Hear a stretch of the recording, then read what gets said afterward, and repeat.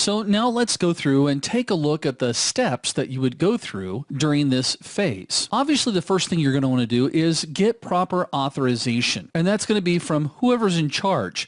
It may or may not include system administrators. A lot of times, companies want to know how their sysadmins are actually performing. After we go through that process, we then want to make sure that we define the scope. Now, defining the scope of the pen test is a prerequisite. Now, going through this stage helps to set you up as far as what is going to be tested. What are your ranges of systems? What are your limitations? Once you've defined the scope, you should plan and gather information around that scope using your reconnaissance tools. Where would I start, Dale? Well, that's easy. We're going to start with search engines. We're going to go Google, Bing, Yahoo, Ask, Dogpile, whichever one you want to use to look at what information is currently being exposed. I might actually check some other sites as well, maybe social networking sites. Start off with the Facebook page or Twitter account for the company itself and see who's a friend of that company, because that's typically going to be the employees, and see if I can backtrack from there. After I'm done looking through the search engines, I'm then going to try to see if I can Google hack them.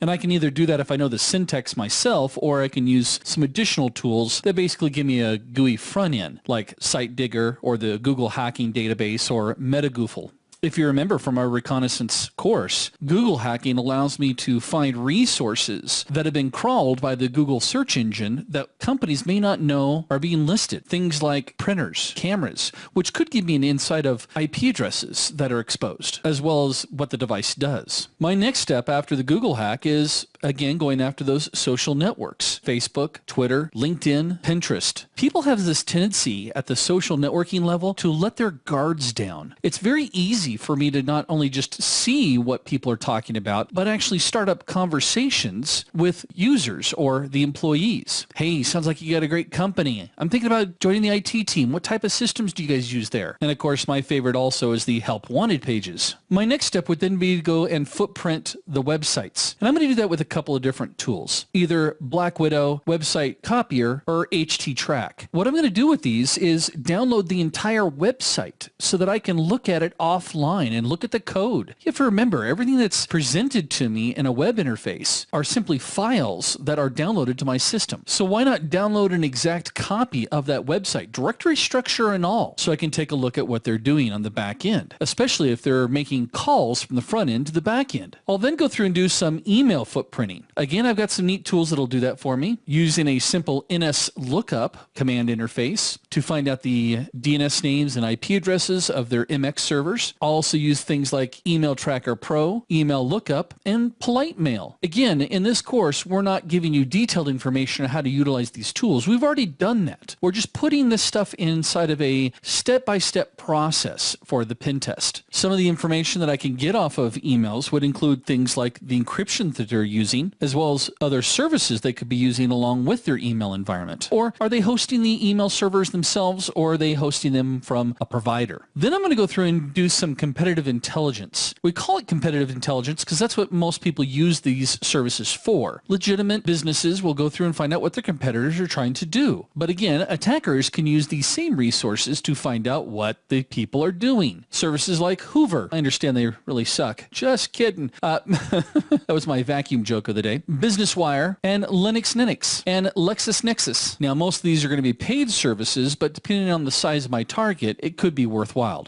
And before you pay for these types of services, you would definitely want to check to make sure it's something that the client or your company is willing to reimburse you for. It's also a great way for them to discover what their competitors might be seeing. Next up in my steps is to do a Who is Recon, so I can find out actually who owns your IP address range or your domain. I'm going to use a couple of different tools to accomplish that, like Smart Who Is, Domain Dossier, as well as Superscanner. Sometimes these tools will also do things like some basic enumeration based off of like DNS, which would be my next step, is to do some DNS reconning. And again, I can use tools like DNS Stuff, Sam Spade, and the good old NS Lookup tool. That NS Lookup command prompt is actually quite powerful. Now, one of the reasons why I I'd want to do a DNS recon is because I'm actually able to determine key host systems in the network that I could then use to perform social engineering attacks, or I could actually use during a DNS poisoning attack. My next step would be then to perform a network recon. Now, these types of tools, such as Path Analyzer, which shows us the path that a packet takes,